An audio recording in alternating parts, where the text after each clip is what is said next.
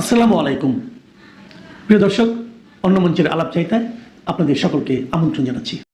প্রথম, কোনো কারণে বাংলাদেশ যদি অবস্থান বদল করে ভারতে বিশ্বকাপ খেলতে যাওয়ার সিদ্ধান্ত নিত, তাহলে বাংলাদেশকে নিয়ে হাসি তামাশা ঠাট্টা ট্রলের নহর বয়ে যেত। এটা কি আপনার একবার মনে হয়? দুই, বাংলাদেশ ক্রিকেটারদের কথা শুনে, ক্রিকেটাররা বিশ্বকাপ খেলতে চায়, কোনো দোষ নেই এর মধ্যে। আমি ক্রিকেটার হলে আমিও খেলতে চাইতাম, সবাই বিশ্বকাপ খেলতে চায়। যদি ক্রিকেটারদের কথা রেখে বাংলাদেশ যদি বিশ্বকাপে ক্রিকেটারদের খেলতে পাঠাতো, আল্লাহ না করুক যদি কোনো অপ্রত্যাশিত ঘটনা ঘটতো, সেটার দায় আসলে কে নিত? অনাকাঙ্ক্ষিত সেই ঘটনাগুলোর ভুক্তভোগী কে কিংবা কারা হতো?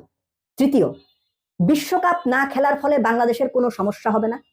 একটা বিশ্বকাপ না খেললে কিছু যায় আসে না। ব্যাপারটা কি এতই সহজ? যে কোনো কিছুই আমাদের খুব রেশনালি চিন্তা করাটা জরুরি সব এন্ড থেকে। বাংলাদেশ বিশ্বকাপ না খেলার সিদ্ধান্ত নিয়ে কিংবা ভারতে গিয়ে বিশ্বকাপ না খেলার সিদ্ধান্ত নিয়ে ঠিক করেছে ভুল করেছে, সহজভাবে হ্যাঁ কিংবা না বলে দেওয়ার মতো সহজ বিষয় এটা না। এর মধ্যে আরো অনেক বিষয় সম্পৃক্ত আছে, যেগুলো ঠান্ডা মাথায় একটু লজিক্যালি চিন্তা করাটা কিংবা বিশ্লেষণ করাটা সবার জন্যই খুব জরুরি। সেটা ক্রিকেট বোর্ড, গণমাধ্যম, দর্শক, ক্রিকেটার, সবার জন্য।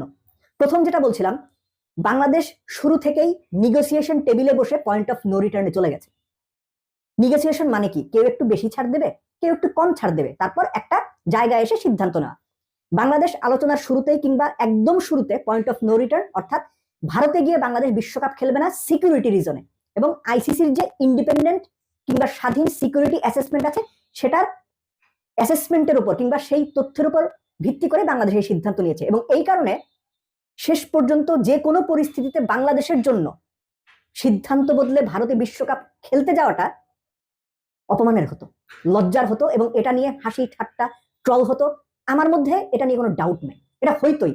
বাংলাদেশ সিদ্ধান্ত সঠিক নিয়েছে না বেঠিক নিয়েছে সেটা আরেকটা আলোচনা, কিন্তু সিদ্ধান্ত যদি বদল করতো বাংলাদেশ, বাংলাদেশ সবার কাছে একটা লজ্জার মধ্যে পড়তো। দ্বিতীয় যে বিষয়টা, ক্রিকেটারদের বিশ্বকাপ খেলতে যাওয়ার ক্ষেত্রে একটা হ্যাঁ কিংবা সহজভাবে বললে পজিটিভ মাইন্ডসেট আপ ছিল, কোনো দোষ নাই এতে। ক্রিকেটাররা ক্রিকেটটাই খেলবেন, যে কোনো ক্রিকেটারের জন্য একটা বিশ্বকাপ খেলা স্বপ্নের মতো।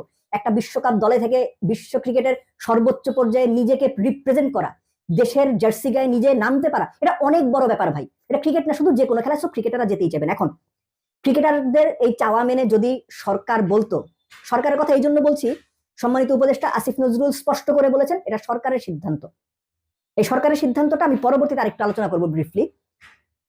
ক্রিকেটারদের কথা মেনে যদি বিশ্বকাপে বাংলাদেশ দল পাঠাতো, যদি ভারতে যাওয়ার পর যেহেতু সিকিউরিটি রিজনে কিংবা নিরাপত্তা ইস্যুতে বাংলাদেশ দল, মুস্তাফিজ, দর্শকদের উপর একটা হুমকি, প্রচ্ছন্ন হুমকি কিংবা একটা হুমকির সম্ভাবনা রয়েছে। আইসিসির অ্যাসেসমেন্ট রিপোর্টে যেখানে বলা হয়েছে যে ঝুঁকির মাত্রা মাঝারি থেকে উচ্চ, সেখানে একটা দুর্ঘটনা ঘটলে, অনাকাঙ্ক্ষিত একটা ঘটনা ঘটলে, সেটার দায় কে নিত? এই দায় দায়িত্ব কার ঘাড়ে গিয়ে পড়তো? অবশ্যই বাংলাদেশ সরকারের ঘাড়ে গিয়ে পড়তো। যদি কোনো বড় ক্ষতি হয়ে যেত, সেটার ভুক্তভোগী কে হতো? কারা হতো? ক্রিকেটাররা হতো, আমরা হতাম। সো ওই জায়গা থেকেও সরকার এই সিদ্ধান্তটা নিতে গিয়ে হয়তো অনেক ভেবেচিন্তে শেষ পর্যন্ত ক্রিকেটারদের ওই চাওয়াটা হয়তো তারা বিবেচনায় নিতে চায়নি, কিংবা বিবেচনায় না নেওয়াটা